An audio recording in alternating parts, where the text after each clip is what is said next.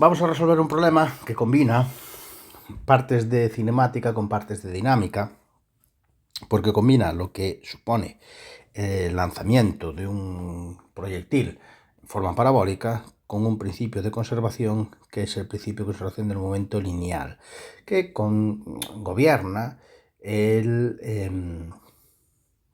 los procesos de choque y de explosión de determinados objetos sobre los que no actúan fuerzas externas, ¿no? ¿Qué decía el problema? Pues el problema decía lo siguiente. El problema decía que teníamos un proyectil lanzado con 20 metros por segundo y un ángulo de 60 grados. Entonces, datos clave: velocidad inicial 20 metros por segundo, ángulo de lanzamiento 60.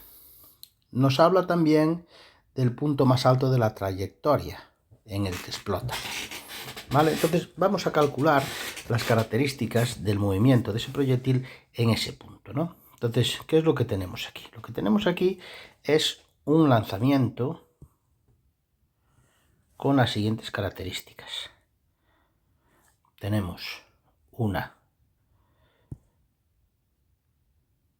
velocidad inicial, que son 20 metros por segundo, y un ángulo de lanzamiento de 60 grados. Con lo cual, esto hará una cosa así y llegará a un punto de altura máxima. ¿Cuáles son las ecuaciones del movimiento? Pues vamos allá. Ecuaciones del movimiento. Para un tiro parabólico tenemos la posibilidad de plantear su vector de posición, que es x por y más y por j, y las ecuaciones de x y de y. En x tiene un movimiento rectilíneo uniforme, por lo tanto su velocidad será v sub 0 coseno de alfa por t, e y es un movimiento rectilíneo uniformemente acelerado en el eje y, por lo tanto será v sub 0 seno de alfa por t menos un medio de g por t al cuadrado. Bien, llevando o particularizando para este problema concreto, x sería 20 por el coseno de 60, que son 10t metros, e y sería 20 por el seno de 60, que son 17,3 t menos 4,9, tomando g 9,8 t al cuadrado, metros también. Esto nos permite construir un vector de posición que sería así: 10ti más 17,3 menos 4,9 t al cuadrado, j. Y a su vez nos permite construir un vector velocidad que se calcularía como la derivada de este vector de posición. Es decir, que sería 10i menos, aquí me falta una t, menos 17,3 menos 9,8t, j. Esto sería metros, esto sería metros por segundo. ¿Cuál es el punto de altura máxima? ¿Por qué está caracterizado un punto de altura máxima? El punto de altura máxima está caracterizado porque en él la componente y de la velocidad se anula. Es decir, que el punto de altura máxima está caracterizado porque 17,3 menos 9,8t es igual a 0. Por lo tanto, que t son 17,3 entre 9,8. Esto quiere decir que tarda 1,77 segundos en alcanzar ese punto de altura máxima. Y en ese punto, ¿en qué posición y cuál es su velocidad? Bien, su velocidad es muy fácil. La velocidad en el punto de altura máxima sería 10i, ¿no? Porque esta, por definición, sabemos que es 0. 10i metros por segundo. Velocidad en el punto de altura máxima. ¿Cómo representamos esto gráficamente? Pues gráficamente quiere decir que en este punto la velocidad es horizontal y con un valor de 10 metros por segundo. Es decir, que esta velocidad es 10i. ¿Y cuál es la posición? Pues la posición se obtendrá sustituyendo r en r t por 1,77, es decir, r en el punto de altura máxima será 10 por 1,77 más 17,3 por 1,77 menos 4,9 por 1,77 al cuadrado. Esta es la componente y esta es la componente j, ¿no? Componente x, componente y. Esto resulta un valor de 17,7i en la componente x y en la componente y 17,3 por 1,77 menos 4,9 por 1,77 al cuadrado, que son 15,27 j metros. Vale, ¿esto qué quiere decir? Pues esto quiere decir que este punto de aquí está situado en unas coordenadas en las que x son 17,7 metros, que se ha recorrido una distancia horizontal de 17,7 metros, y una distancia vertical desde el suelo hasta el punto de altura máxima que es de 15,27 metros también. Bueno, pues en este punto resulta que me dice que es donde se produce la explosión. Vale. ¿Y esa explosión en qué consiste? Consiste en que el proyectil se rompe en dos fragmentos, ¿vale? Entonces, datos clave, dos fragmentos. El primero de ellos se mueve hacia arriba en un plano vertical con una velocidad de 5 metros segundo, es decir, que me da todas sus características. Es decir, que vamos a ver, ¿qué ocurre aquí? Aquí ocurre que tenemos un primer fragmento que está a una determinada altura del suelo y que ese primer fragmento se va a mover, ¿cómo? Pues se va a mover con una velocidad de 5 metros por segundo, 5 metros por segundo, y formando un ángulo de 37 grados con la horizontal, ¿no? Según me dice aquí, ¿vale? Formando un ángulo de 37 grados con la horizontal. Vale. Me dice que el segundo fragmento tiene la mitad de masa que el primero. Es decir, que este fragmento le vamos a poner que tiene de masa m. Y ese segundo fragmento me dice que uno de ellos se mueve hacia arriba, tal, teniendo el otro fragmento la mitad de la masa, y me dice que ¿dónde impacta ese segundo fragmento? Pues lo primero que tendremos que saber es ese segundo fragmento, que lo vamos a representar aquí con una bola roja o verde de masa m medios, tendrá una velocidad desconocida. Lo que nosotros sabemos es que en esta situación, en cualquier situación de explosión, se conserva el momento lineal. Es decir, que el momento lineal antes de que se produzca la explosión es igual al momento lineal después de que esa explosión se produzca. Vale, ¿qué va a ocurrir entonces? El momento lineal antes de que se produzca la explosión, ¿a qué será igual? Pues el momento lineal antes de que se produzca la explosión será la masa total de ese proyectil por la velocidad de ese proyectil antes de que haya explotado, que coincidirá con la velocidad en ese punto de altura máxima.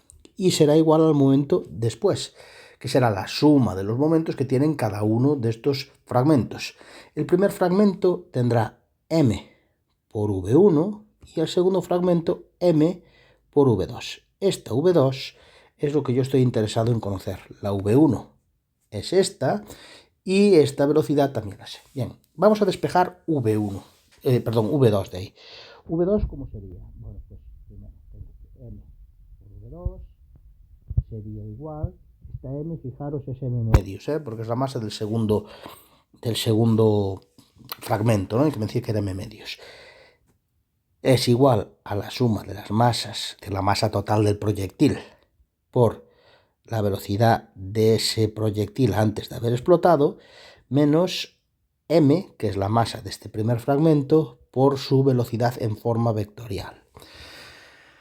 Bien, vamos a sustituir aquí las masas. Entonces aquí me queda m medios por v2 igual a... Esta es la masa total del proyectil. ¿Y el proyectil qué masa tiene? Pues la masa se conserva. Por lo tanto, antes y después de la explosión, la masa será la misma. Entonces, antes de haber explotado, ¿qué masa tenía? Pues la suma de las dos masas de los trozos en los que se dividió. Entonces, pondré la suma de esos dos, que me decían que es m y m medios, menos m por v1. ¿Y esto qué me permite? Pues me permite la masa, al ser un factor común a ambos, poderla pasarla, o sea, poderla simplificar. Me queda entonces que 1 medio de v2 es igual a, aquí me queda 1 más 1 medio, que son 3 medios, igual a 3 medios por v antes menos v1. Y ya el despeje final de v2 será este 2, pasarlo multiplicando por el otro lado, será 3 por v antes menos 2 por v1. Vale, ¿cuál será entonces la velocidad del segundo fragmento? Pues la velocidad del segundo fragmento será 3 por la velocidad antes, que yo sabía que la velocidad antes de que se produjera la explosión era la velocidad que tenía el proyectil en el punto de máxima altura y que había calculado que era 10i. Pues 10i. Menos, y ahora aquí tengo 2 por v1. Y v1 es esta velocidad expresada en forma vectorial. Y esta velocidad en forma vectorial, ¿qué será? Pues habrá que descomponer este vector. Será 5 por coseno de 37 por i, porque resulta que la componente x de la velocidad se corresponde con este cateto de aquí, que es el cateto contiguo, y por lo tanto estará asociado con el cateto, con la razón trigonométrica coseno, y aquí la razón trigonométrica seno para la componente y. Es decir, más 2 por el seno de 37, 5 por el seno de 37, j. Vale, ¿esto cómo sería entonces? Sería 30i menos 2 por 5 coseno de 37, que son 5 por coseno de 37, que son 4i, y 5 por el seno de 37, que son 3j. Con lo cual me sale que v2, la velocidad de ese segundo fragmento, es 30i menos 8i menos 6j. Es decir, 22i menos 6j. ¿Eso qué implica? Pues eso implica lo siguiente. Implica que yo tengo un fragmento, un segundo fragmento, situado aquí a una altura que nosotros conocíamos, que eran 15,27 metros, ¿vale? Es que y su cero son 15,27 metros, y que ahí resulta que yo tengo un fragmento con una masa determinada que sale despedido con una velocidad que es 22i, es decir, tiene una componente x que es horizontal y hacia la derecha, y una componente y que es vertical y hacia abajo, ¿vale? Es decir, que las componentes de esta velocidad sería vx igual a 22 metros por segundo y vi igual a menos 6 metros por segundo, ¿vale? Bien, ¿cuáles son las ecuaciones del movimiento? Es decir, que yo tengo, y estas las voy a calcular por integración, ¿vale? Yo tengo que el vector velocidad inicial es 22i menos 6j. Y yo quiero tener el vector de posición. Yo sé que el vector de posición y el vector velocidad se relacionan de la siguiente manera, que el vector velocidad es la derivada del vector de posición respecto del tiempo. Y entonces, que el vector de posición lo podré calcular, bueno, integrando esto, ¿no? Resumiendo, en el eje X yo tendré un movimiento rectilíneo uniforme con velocidad constante y que fijaremos los ejes en un punto que está sobre la vertical de la explosión, es decir, que X será 22t metros y que Y será I sub 0, que son 15,27 15,27 metros, menos 6 por t, v por t, y menos un medio de g por t al cuadrado, metros también. Es decir, que el vector de posición que yo tengo se construye de la siguiente manera: 22ti más 15,27 menos 6t menos 4,9t al cuadrado, j, metros. Me pregunta sobre el alcance. ¿Cuándo nosotros podemos hablar de alcance? Pues esto va a describir un movimiento parabólico y va a llegar a un punto en el que impacta con el suelo. En ese punto, ¿qué sabemos? Pues en ese punto sabemos que i vale 0. Es decir, que esta coordenada de aquí será 0.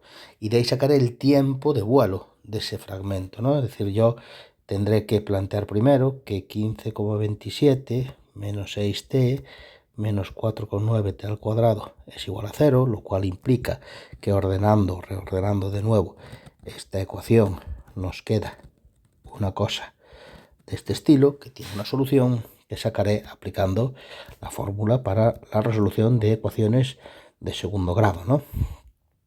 6 al cuadrado menos 4 por 4,9 por menos 15,27 partido por 2 por a. Es decir, que serán menos 6 más menos, ahora hago la operación que aparece aquí, 6 al cuadrado menos 4 por 4,9 por menos 15,27, la raíz cuadrada de esto, que son 18,31 partido por 9,8. Y aquí tengo dos soluciones: una negativa, que no tiene sentido físico y por lo tanto voy a desechar, y una positiva, que sería 1,26 segundos, ¿vale? Repito, la componente negativa la vamos a tomar como componente que no tiene, aunque es una solución matemática, no tiene sentido físico. Y entonces, ¿cuál es la coordenada x en ese momento? Pues la coordenada x en ese momento es el resultado de sustituir este valor de t en el vector de posición. Es decir, que la coordenada x, nosotros dijimos, la tenemos de hecho aquí, que es 22 por t. Si yo t sé que vale 1,26, pues 22 por 1,26, que serían 22 por 1,26, 27,72 metros. 27,72 metros. Resumiendo, la situación que yo tengo es la siguiente. Partimos de una situación inicial en la que lanzamos un proyectil desde el suelo con una determinada velocidad, ¿vale? Ese proyectil describe un tiro parabólico y resulta que en su punto más alto se divide en dos. Parte de ese proyectil sale despedido en una determinada dirección, ¿vale? Y parte de ese proyectil, la otra parte de ese proyectil, sale disparado en otra dirección distinta, ¿vale? Resulta que esa segunda parte del proyectil describe un movimiento parabólico, y ese movimiento parabólico tiene un alcance de 27,72 medidos desde el punto vertical e inmediatamente debajo de la explosión. Nosotros además sabíamos, porque habíamos calculado, que desde el punto inicial de lanzamiento había 17,7 metros, es decir, que esta distancia de aquí eran 17,7 metros. Es decir, que desde el punto de lanzamiento inicial del proyectil tenemos 17,7 más 27,72, un total de 45,42 metros. 45,42 metros desde el punto de lanzamiento del proyectil inicial hasta el punto en el que cae el segundo proyectil. No me lo preguntaba, pero también podría preguntarme este otro proyectil dónde va a caer, ¿vale? Que caería en otro punto distinto, que también sería posible calcular siguiendo la misma metodología.